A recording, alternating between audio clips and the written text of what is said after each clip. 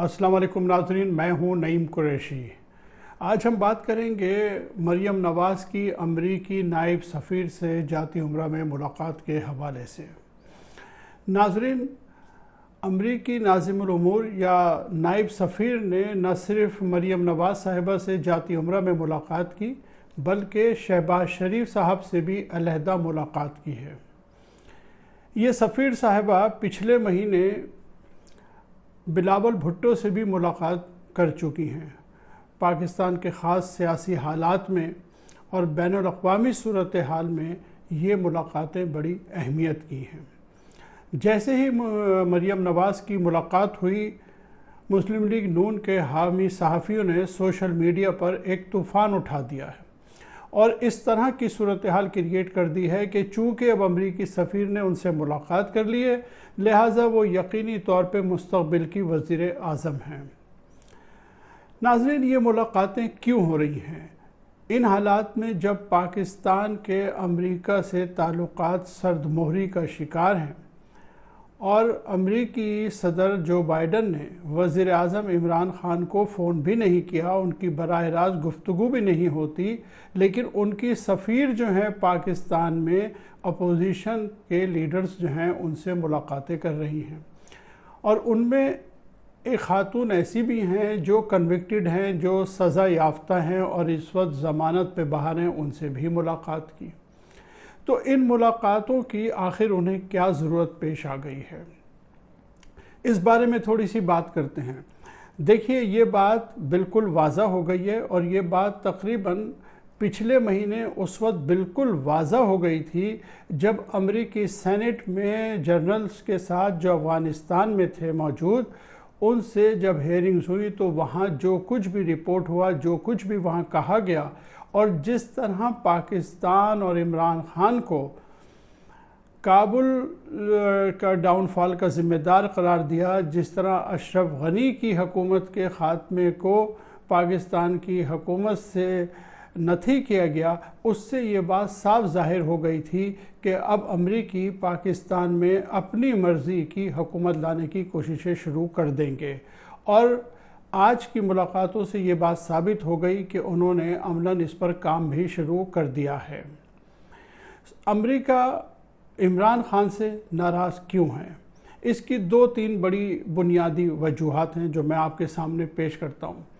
पहली वजह तो ये है कि अफ़गानिस्तान में जो उनको शिकस्त हुई है उसका ज़िम्मेदार वो इमरान ख़ान को ठहराते हैं, जबकि इसका ताल्लुक़ इस एतबार से हकीकत से कोई ताल्लुक़ नहीं बनता कि इमरान ख़ान ख़ुद ना तो वहाँ लड़ने गए और ना ही वहाँ पाकिस्तान की फ़ौज मौजूद थी। जो फ़ैसले अमरीकियों ने किए वो उन्होंने ख़ुद किए और उनके फ़ैसले ही उनकी शिकस्त का सबब बने हैं। लेकिन बहर तौर उन्होंने सेनेट में और अमरीकी मीडिया में पाकिस्तान को ही इस चीज़ का ज़िम्मेदार ठहराया। अब इस शिकस्त के बाद अमरीका ये चाहता है कि अमरीका का अफ़गानिस्तान में जो है अभी रोल बाकी रहे, इस ख़ित्ते में उनका एक रोल बाकी रहे।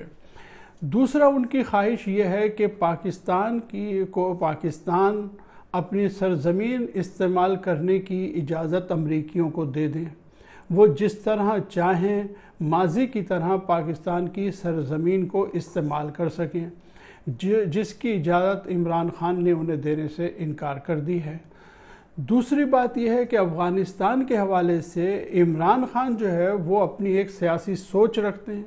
ना सिर्फ सियासी सोच रखते हैं बल्कि वो नज़रियाती तौर पे भी अपनी एक ख़ास राय रखते हैं तालिबान के बारे में, जिसका अंदाज़ा अमरीकियों को बखूबी हो गया है, क्योंकि वो अपने इन ख़यालात का इज़हार बहुत खुल के इंटरनेशनल मीडिया के सामने करते रहे हैं।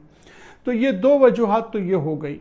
तीसरी वजह यह है कि वो ये चाहते हैं कि इस ख़ित्ते में रूस और चीन का असर व नफूज़ जो है वो एक ख़ास हद से आगे न बढ़े, और उस आगे न बढ़ने में जो है वो इमरान ख़ान या हमारी हुकूमत जो एक किरदार अदा कर सकते हैं, इस पर भी इमरान ख़ान जो है वो राज़ी नहीं हैं और वो अमेरिका और रूस से अपनी क़ुर्बत को कम करने पर भी तैयार नहीं हैं। ये वो वजूहात हैं जिनकी बिना पर अमेरिका ने अब ये तकरीबन फ़ैसला कर लिया है कि वो अपनी मर्ज़ी के लोग यहाँ लेकर आएंगे।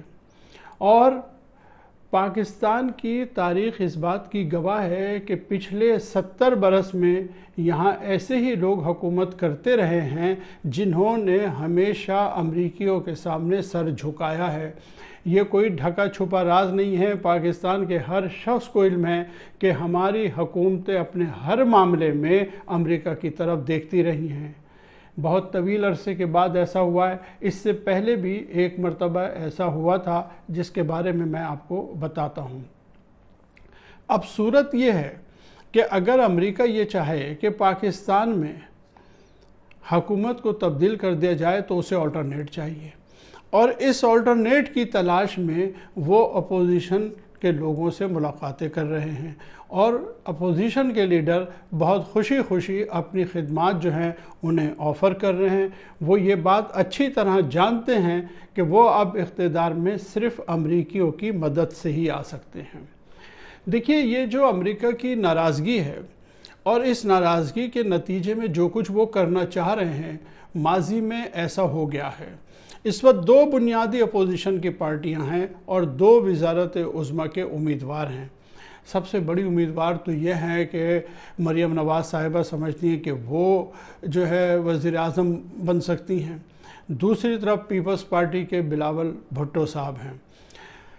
تو ہم ان دونوں کا ذرا سا تجزیہ کر لیں کہ ان کا ماضی ہمیں کیا بتاتا ہے۔ پہلے ہم بلاول بھٹو صاحب کی بات کرتے ہیں۔ دیکھیے، یہ تاریخ کی کتنی ستم ظریفی ہے کہ جب ذوالفقار علی بھٹو، جو کہ نانا تھے جناب بلاول بھٹو صاحب کے، وہ حکومت میں تھے 1975، 1974، 73، 72 میں ان کے نانا کی حکومت تھی پاکستان میں ذوالفقار علی بھٹو صاحب کی، اور انہوں نے یہ فیصلہ کیا تھا کہ وہ پاکستان کو ایٹمی طاقت بنائیں گے۔ تمام سیاسی جماعتیں، ان کے بدترین مخالفین بھی اس بات سے اتفاق کرتے ہیں کہ یہ صرف اور صرف ذوالفقار علی بھٹو کی خواہش اور ان کی کوشش تھی، جس کی وجہ سے محسن پاکستان ڈاکٹر قدیر پاکستان تشریف لائے تھے۔ لیکن بھٹو صاحب کو اپنی اس ضد اور اپنی اس خواہش اور اپنی اس کوشش کی بہت بھاری قیمت ادا کرنی پڑی۔ میں آپ کی معلومات کے لیے بتا دوں کہ جب ہمارا ایٹمی پروگرام شروع ہوا تو امریکہ نے ہمیں ہر طرح سے روکنے کی کوشش کی اور بھٹو صاحب پر بہت دباؤ ڈالا کہ وہ یہ پروگرام رول بیک کر لیں۔ اس سلسلے میں ایک بڑا مشہور ترین تاریخی واقعہ ہے، اور وہ یہ کہ امریکہ کے وزیر خارجہ ہنری کسنجر نے بھٹو صاحب کو یہ کہا تھا کہ مسٹر پرائم منسٹر، آپ اس چیز کو بند کر دیں، اور اگر آپ نے ایسا نہ کیا تو ہم آپ کو مثال بنا دیں گے۔ اور بالآخر انہوں نے بھٹو صاحب کو مثال بنا دیا اور پاکستان میں ایک وزیر اعظم کو پھانسی چڑھا دیا گیا۔ ان تمام واقعات کے دوران میں 1977 میں جب پی این اے کی تحریک بھٹو صاحب کے خلاف چل رہی تھی تو بھٹو صاحب نے راجہ بازار راولپنڈی میں ایک خط لہراتے ہوئے کہا تھا کہ امریکی میرے خون کے پیاسے ہیں۔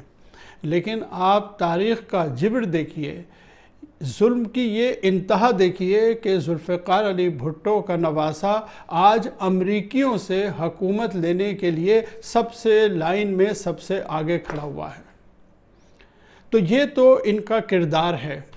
اب دوسری مثال بھی میں آپ کو ان کے کردار کی ساتھ ہی دے دیتا ہوں، اور وہ یہ ہے کہ آپ کو یاد ہوگا کہ میں نے احتساب کا جنازہ ہے ذرا دھوم سے نکلے ایک ویلاگ کیا تھا۔ اس ویلاگ میں نے کہا تھا کہ اپوزیشن جو ہے نیب آرڈیننس سے بہت خوش ہے، یہ صرف دکھاوے کے لیے آرڈیننس کے خلاف بیانات دے رہے ہیں کیونکہ ان سب کو اس سے بہت فائدہ ہے اور ان فائدہ اٹھانے میں یہ سب ایک ہو جاتے ہیں۔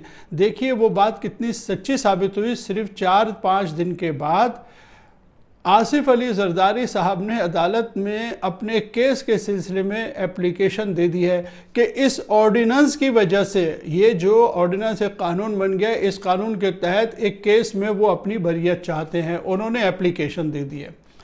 اب آپ ذرا سوچئے کہ 2 دن پہلے تک یہ دھمکیاں دے رہے تھے کہ یہ عدالت میں جائیں گے، سپریم کورٹ میں اس آرڈیننس کو چیلنج کریں گے، لیکن 2 دن کے بعد اسی آرڈیننس سے یہ فائدہ اٹھانا چاہ رہے ہیں، اس کا بینیفٹ لینا چاہ رہے ہیں، اس کی وجہ سے بریت چاہتے ہیں، تو پھر یہ کیسے چیلنج کریں گے عدالت میں؟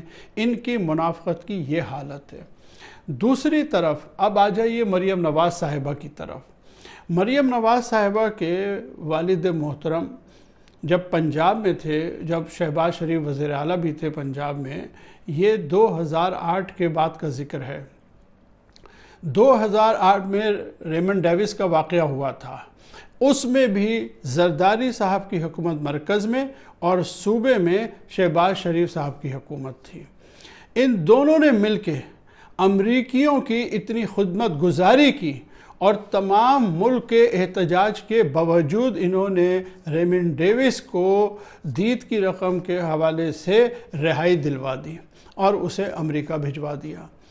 جب پاکستان اور انڈیا کی کارگل کی جنگ ہوئی، اس میں بھی نواز شریف صاحب جو ہیں وہ بل کلنٹن کے پاس پہنچ گئے اور ان کے قدموں میں بیٹھ گئے۔ تو ان کی پوری تاریخ جو ہے جی حضوری کی ہے، لبیک کہنے کی ہے، اور اب پھر اسی لیے یہ آگے ہیں کیونکہ عمران خان جو ہے وہ تو کہتا ہے کہ ایبسولوٹلی ناٹ، اور یہ جو ہیں یہ جی حضوری ہیں۔ اس لیے امریکی ان سے مل رہے ہیں، ان کو آلٹرنیٹ دینا چاہ رہے ہیں۔ گویا دوسرے لفظوں میں آپ یہ کہہ سکتے ہیں کہ ذوالفقار علی کے بھٹو کے بعد تقریباً 45 سال گزر چکے ہیں اس واقعے کو۔ 45 سال کے بعد ہمارے پاس عمران خان جیسا وزیر اعظم آیا جس نے امریکیوں کے سامنے سر جھکانے سے انکار کر دیا، اور اب امریکی اس کے بھی خون کے پیاسے ہو گئے ہیں۔ اور آپ دیکھیے گا ابھی کچھ ہی دن بعد یہاں پہ بہت سارے مسائل شروع ہو جائیں گے۔ ہمیں ہو سکتا ہے فیٹف سے گرے سے بلیک لسٹ میں ڈال دیا جائے، ہمارے ڈالرز کو جو ہے وہ ہماری کرنسی جو ہے ڈی ویلیو ہو جائے، اور بہت سارے ہمارے ساتھ مسائل کھڑے ہو جائیں گے، اور اس طریقے سے عمران خان کی حکومت کو لوگوں کے لیے ناقابل برداشت کرنے کی کوشش کی جائے گی۔ یہ ایک ایسا مرحلہ ہے جہاں ملک کے عوام کو یہ سوچنا ہے کہ آزادی اور خود مختاری کی ایک قیمت ہوتی ہے اور ہمیں یہ قیمت ادا کرنی ہے۔ غیرت مند قوموں کا یہی وتیرہ ہوتا ہے۔ ہمیں ایران سے سبق سیکھنا چاہیے، ہمیں افغانستان سے سبق سیکھنے کی ضرورت ہے، ہمیں چائنا سے سبق سیکھنے کی ضرورت ہے۔ اس وقت قوم کو اتحاد کی ضرورت ہے، اور جس طرح عوام نے پہلے ان مفاد پرستوں کو ریجیکٹ کیا ہے، اسی طرح آئندہ بھی ہمیشہ ریجیکٹ کریں گے، اور ہمیں ریجیکٹ کرنا چاہیے۔ کبھی بھی ہمیں غیر ملکیوں کے غلاموں کو اس ملک پر حکومت کرنے کی اجازت نہیں دینی چاہیے۔ ناظرین، آج تک کے لیے اتنا ہی۔ آئندہ ویڈیو تک کے لیے اجازت دیجیے۔ اللہ حافظ۔